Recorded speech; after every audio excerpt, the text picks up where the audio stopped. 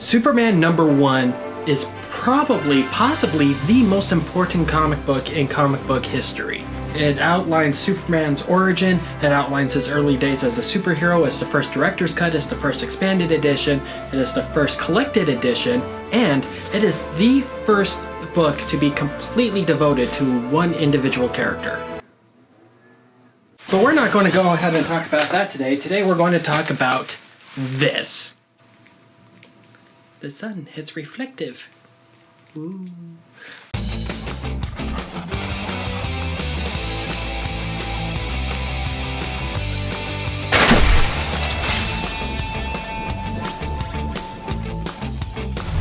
Hey everybody, and welcome back to Comic Crash, my little show on the internet where we talk about comic books and stuff.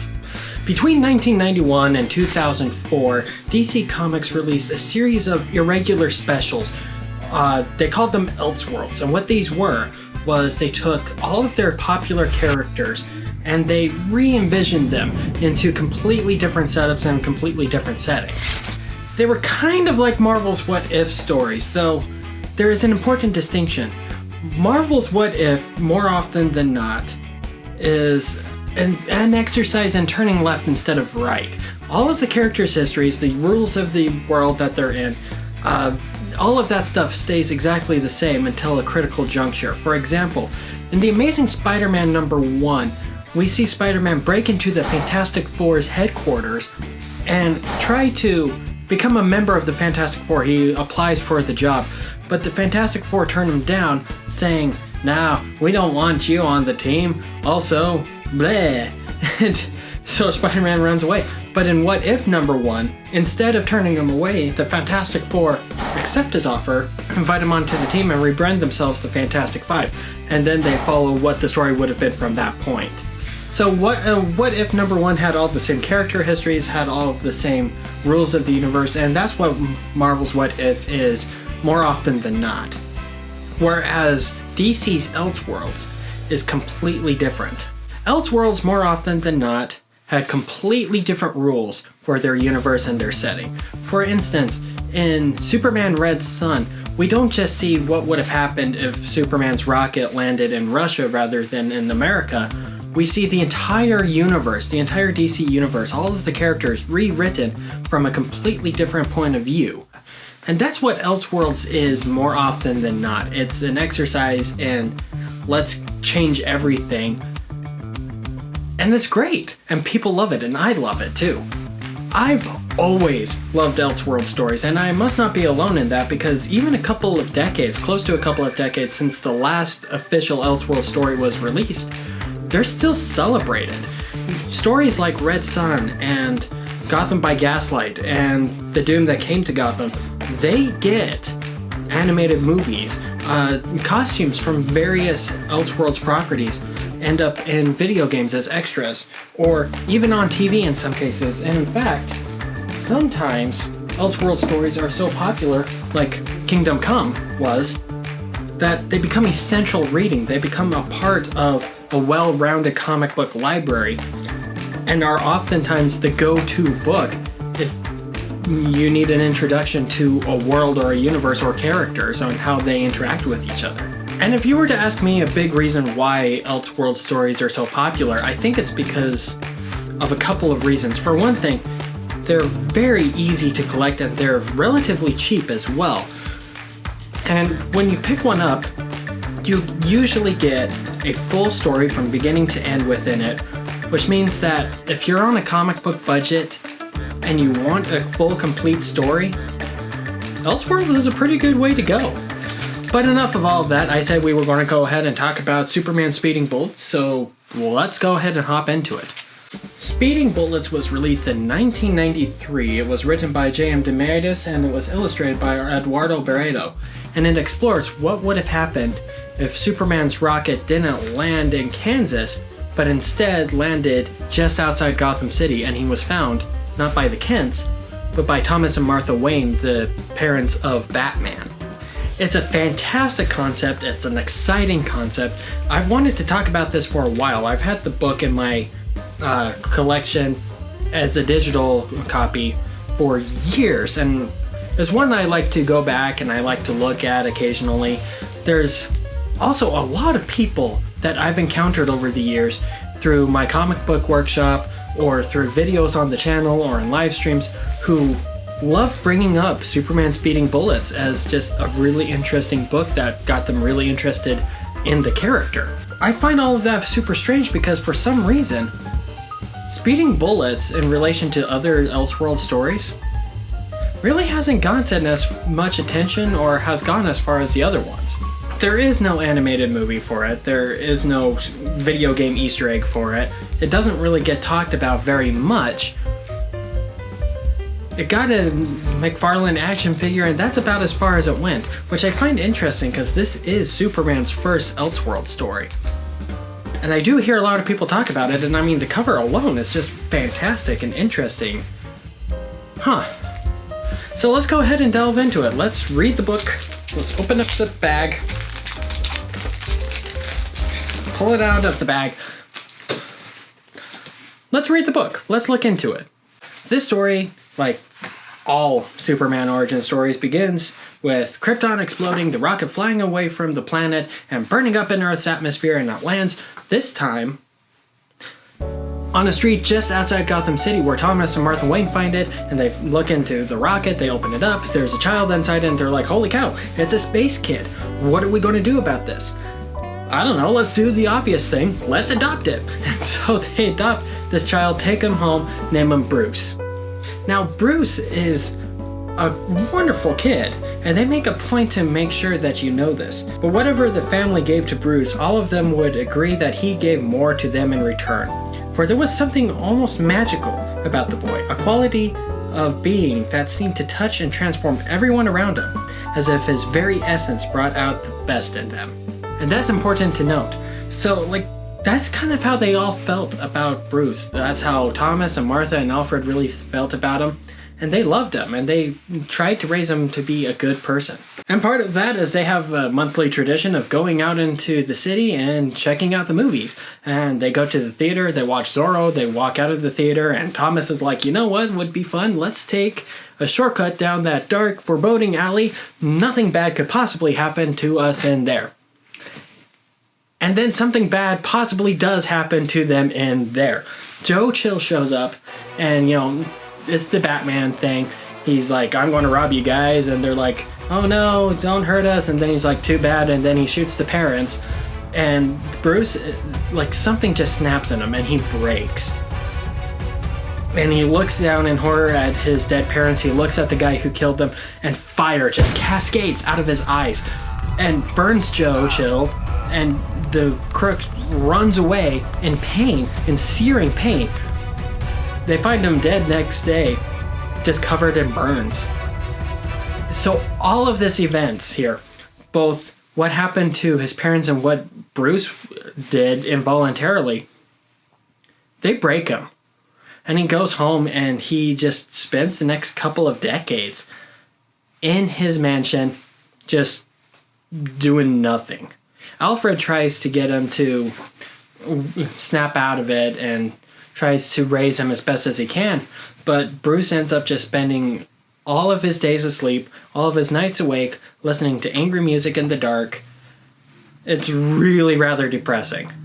And then one day, a couple of burglars bust into the manor and they're like, okay, we're going to rob you and we're holding Alfred hostage. And again, Bruce snaps, another snap happens here. And he crunches their gun, he crunches their hands, he throws them around, their fire starts to build up in his eyes again, the guys run away, Bruce throws his heat vision into a fireplace and breaks down, and he's like, I don't know what's going on, I don't know what's happening to me, I don't know why this keeps happening to me. And Alfred says, okay, I think I have a thing I need to show you.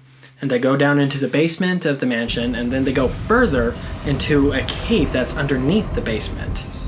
And in here, in the center of the room, is a small table, a lamp, a rocket ship, and a journal from Thomas Wayne.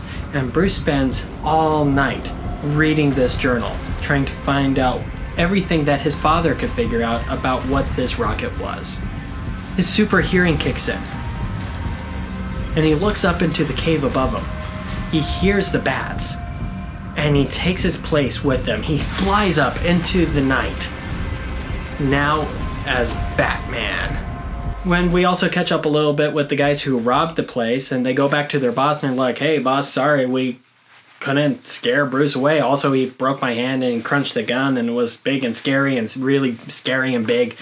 And their boss is like, well, don't worry about it. And he kills them. And in the darkness, we see clown makeup and hideous laughter. Gee, I wonder who this could be. It's the Joker. It's the Joker. So Batman goes on his evening patrols for the first time. And the reports that come back really scare a lot of people and are very controversial. A lot more than the actual Batman. Because, you see, this is a Batman who is 100% devoted to revenge and vengeance and anger, right? And he has all kinds of powers that no one has been able to quite define yet. The reports are scattered. But all we do know is that when he finds criminals, he treats them quite brutally. He breaks bones, he throws them around. It's quite disturbing, actually, a little bit, just how brutal and angry and mean this version of Batman is. Now, a couple of days later, we find ourselves in Wayne Enterprises in a boardroom, and the board of trustees for Wayne Enterprises is very interested in selling the company to Lex Luthor. Lex is about to sign the paperwork to buy out the company, but then Bruce Wayne kicks down the door and says, hey, just kidding, we're not interested in selling to you, Lex. We appreciate you stopping by, but I'm going to take a much more active role in how things are run here at Wayne Enterprises. Bye, have a nice day. And Bruce has done his homework as to who Lex Luthor is, found that, he probably killed his parents, he probably killed a lot more people than that, and he's bought up every important industry within Metropolis, and Metropolis has just fallen from grace because of it. And he doesn't want that to happen, so he starts buying up places within Gotham. One of the places he really wanted to buy out was the Gotham Gazette.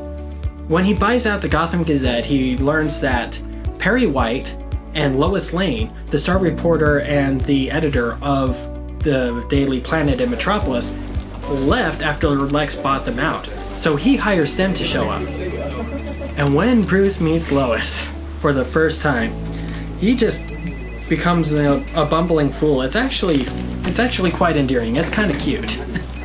Now that night, Lois is thinking about her new life, her new position in a new town, in a new city, and all of the events that transpired to bring us to this point. And that's when Lex Luthor shows up in his limo and requests that Lois get a ride in the limo.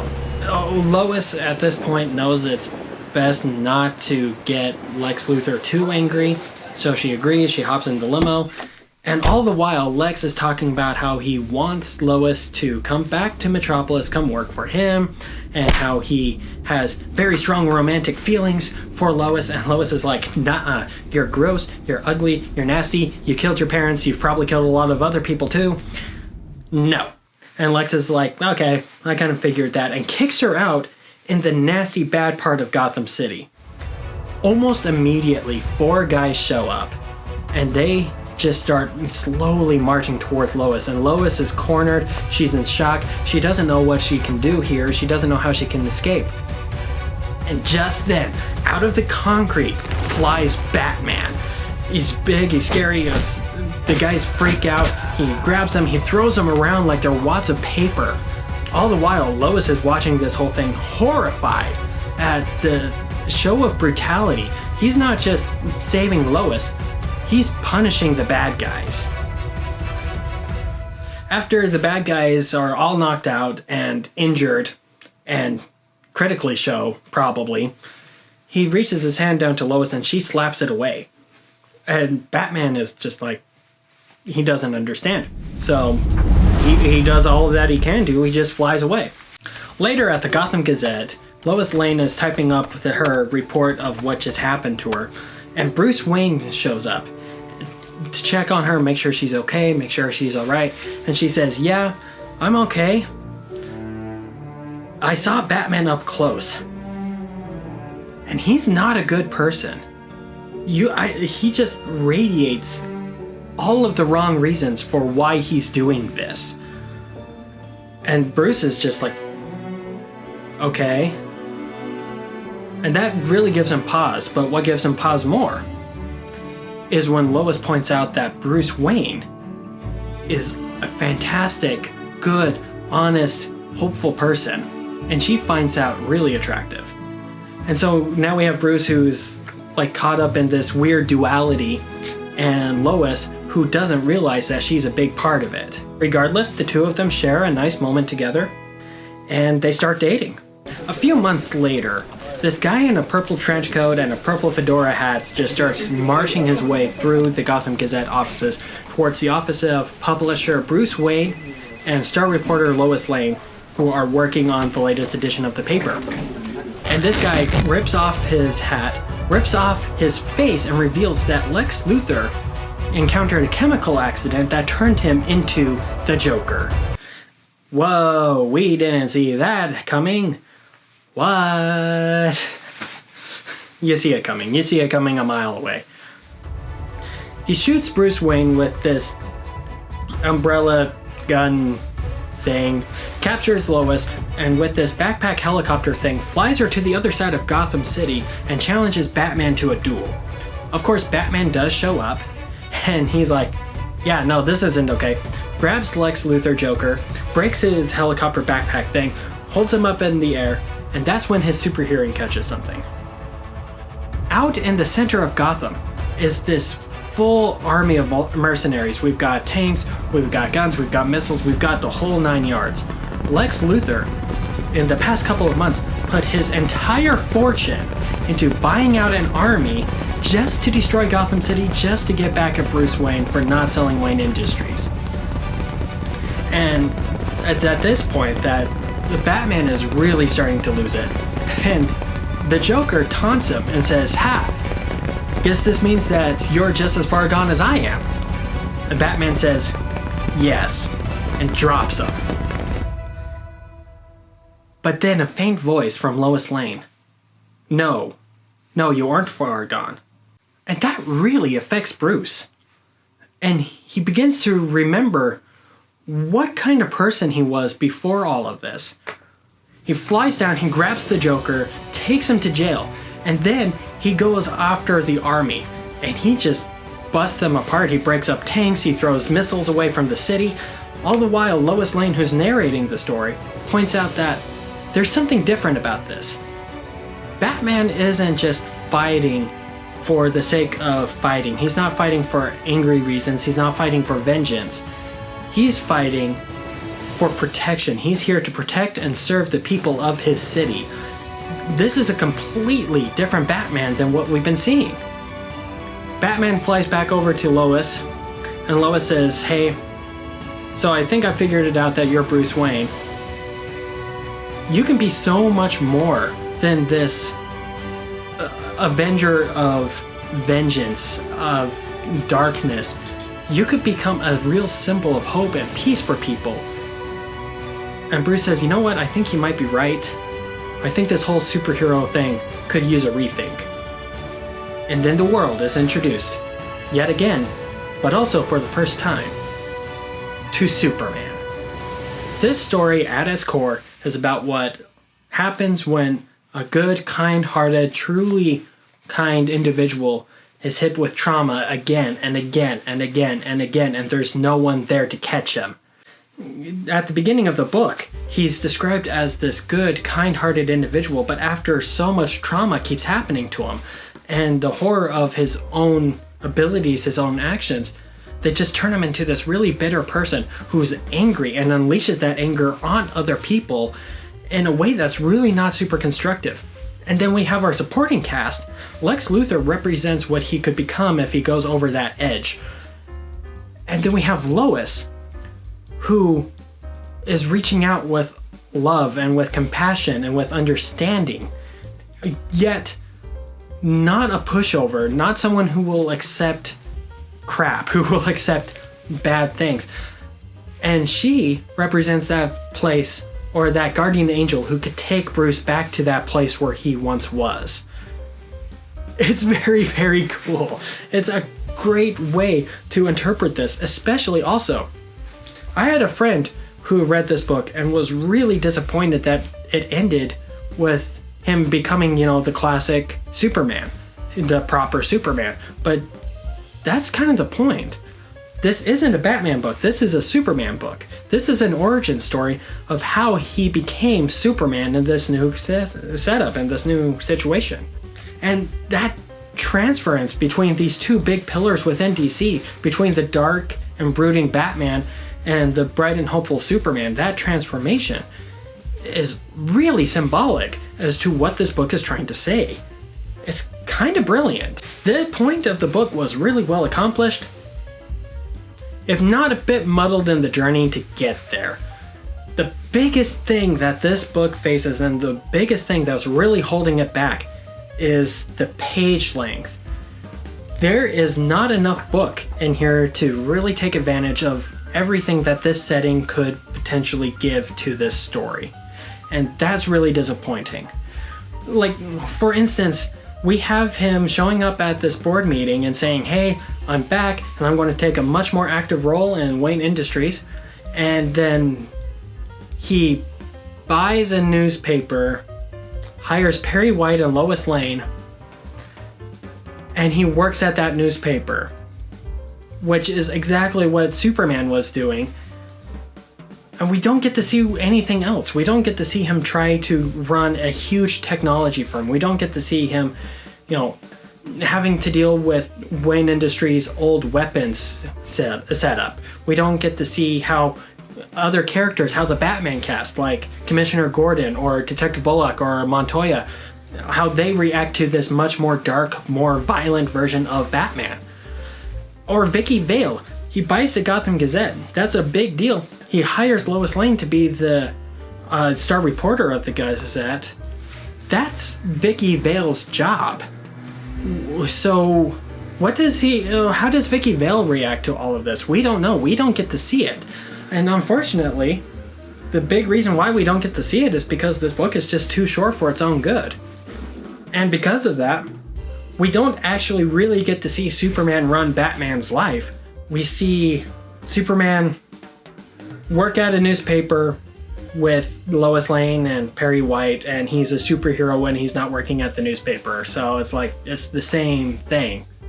It's just a different costume and a different attitude about it at the end of the day. There's also a really, really clunky few months later, right before the big Lex Luthor Joker amalgamation thing shows up. And that's clunky storytelling. Like, can you imagine if any other story really went with that? Welcome back to Comic Crash Classical Theater. Tonight's presentation, Romeo and Juliet. Oh, Romeo, I love you so much. Well, I love you too, Juliet.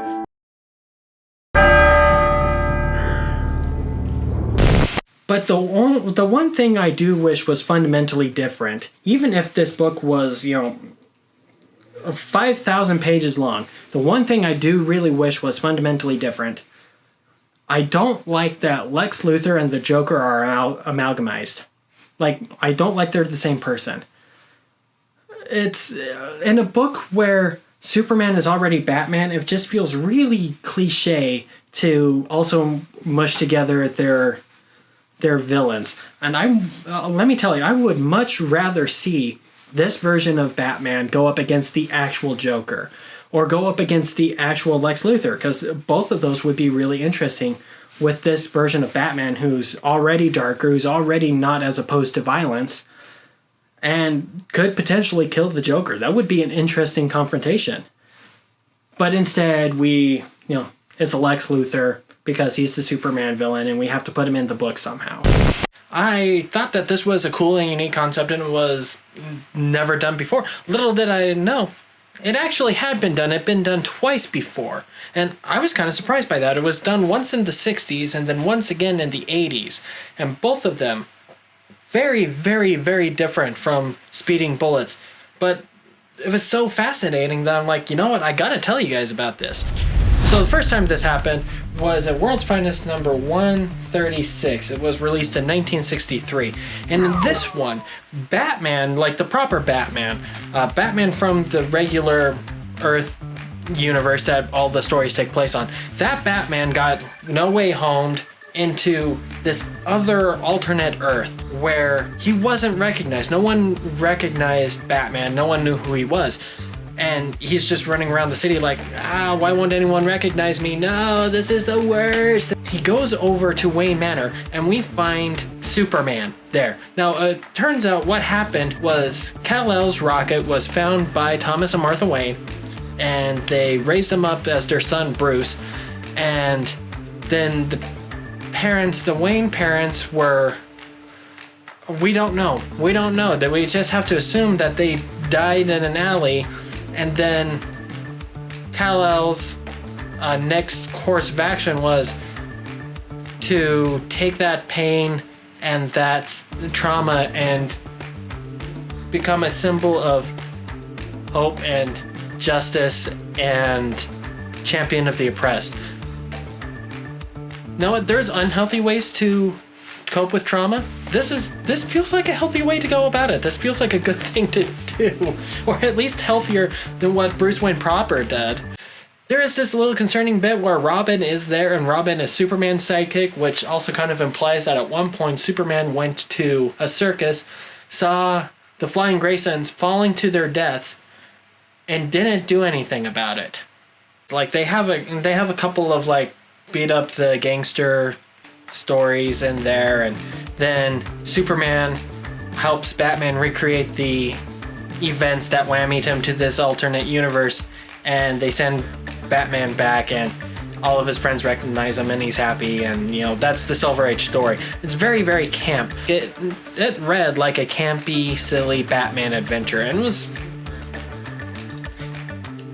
it's a campy Batman Silver Age adventure. If you're into that thing, you're going to enjoy this one. The other one, though, took place in the Bronze Age, like solidly in the Bronze Age, shortly before Crisis on Infinite Earths, actually.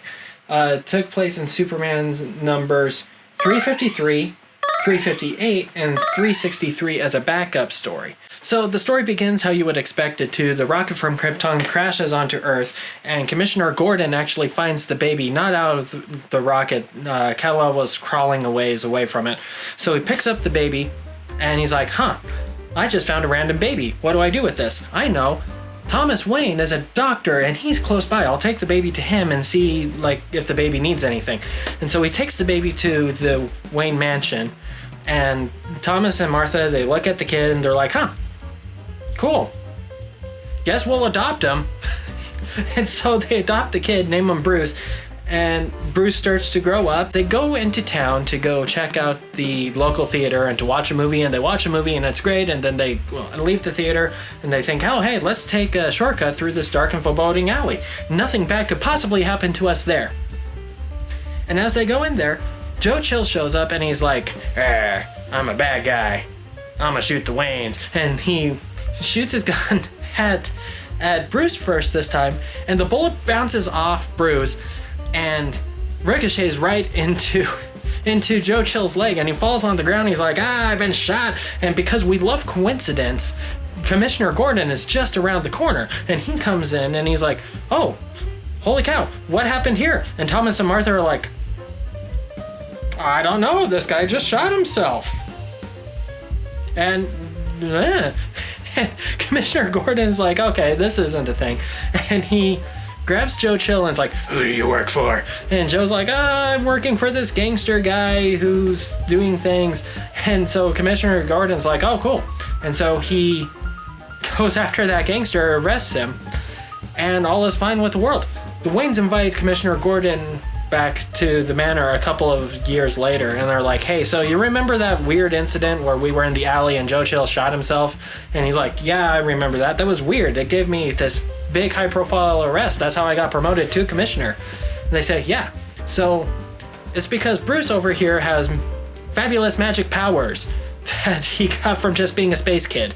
And Commissioner's like, okay, cool, I guess we're going to have to train him to be a crime fighter. And they train him to be a crime fighter. Along the way, Bruce, Superman, kind of he develops like a relationship with Barbara Gordon, which is actually one of the more interesting elements of this story. They're at this party to celebrate Bruce Wayne's 21st birthday, and the gangster that Commissioner Gordon put away after the whole Joe Chill incident shows up, and he is all like, I had to go to jail because of you, Commissioner. Now I'm going to hold everyone hostage. And Bruce is like, nah, I don't think so. And he grabs a curtain, and he uses this curtain to hide his identity as he speeds through the room, knocks out the guy, and then disappears back again. And Commissioner Gordon arrests the guy for the second time. And it's at this time that Bruce looks up and says, you know what? I can do something good for the world. And he becomes Superman.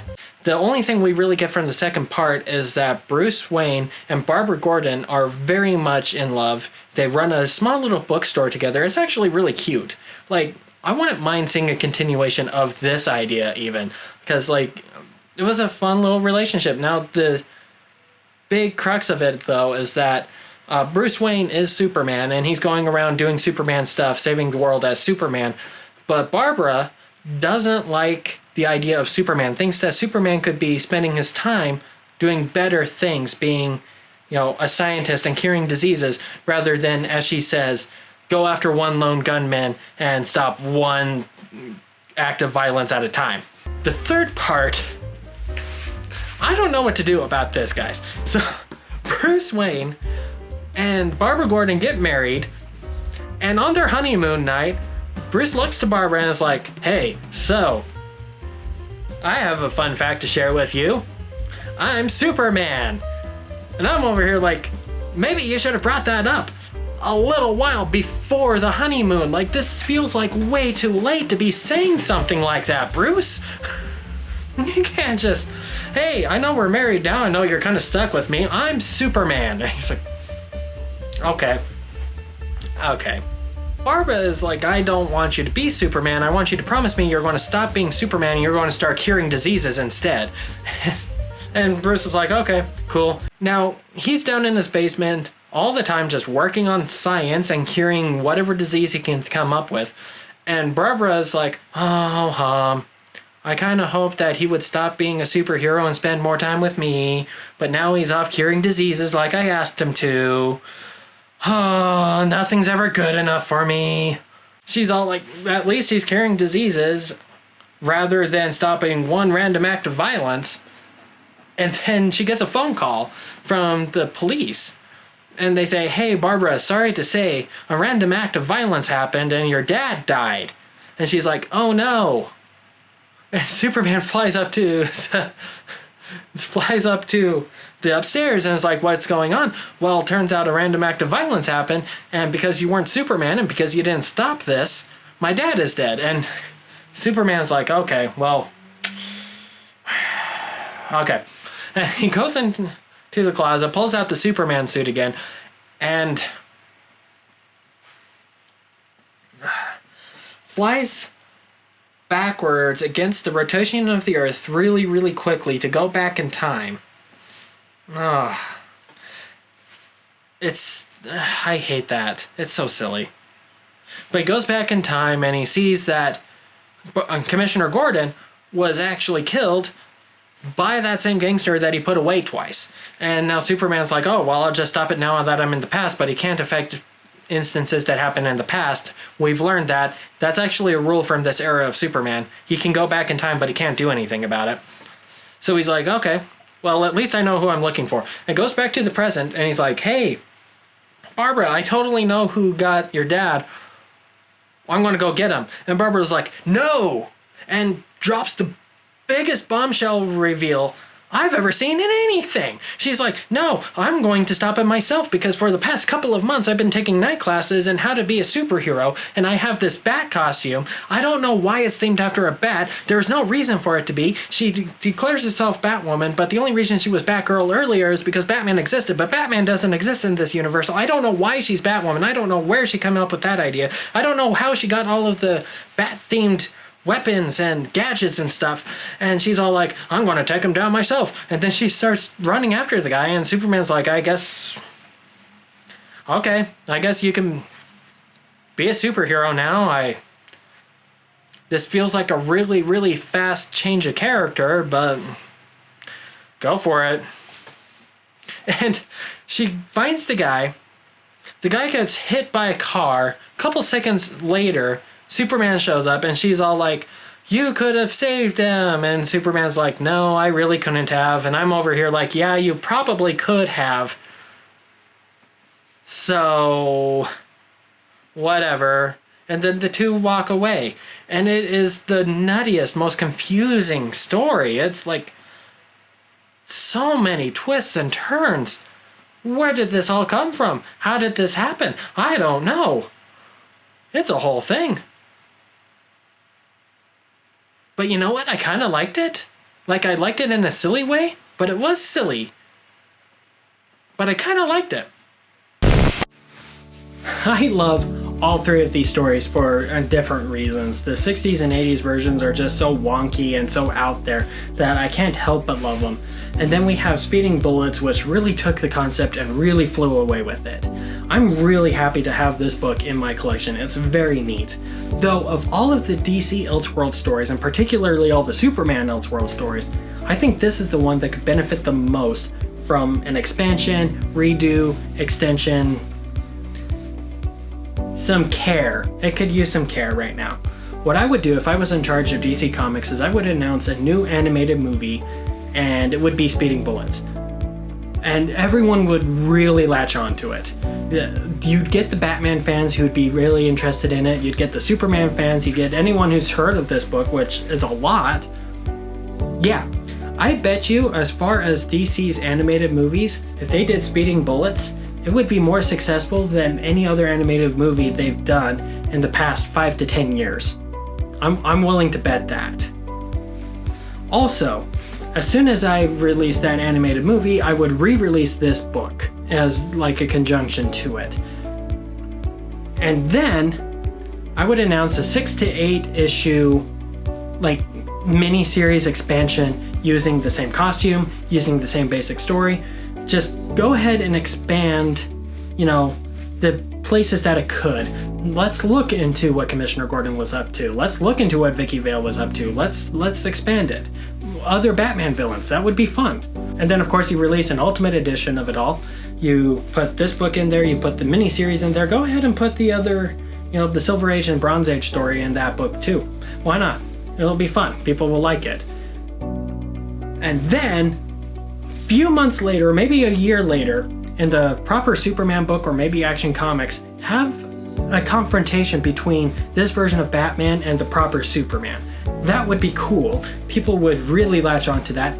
And voila, you've given this book life for a good 2 to 3 years, and it will continue to make money for DC Comics, and people will continue to love it. It will be a whole thing. That's what I would do, and that's what I would suggest DC do with this book.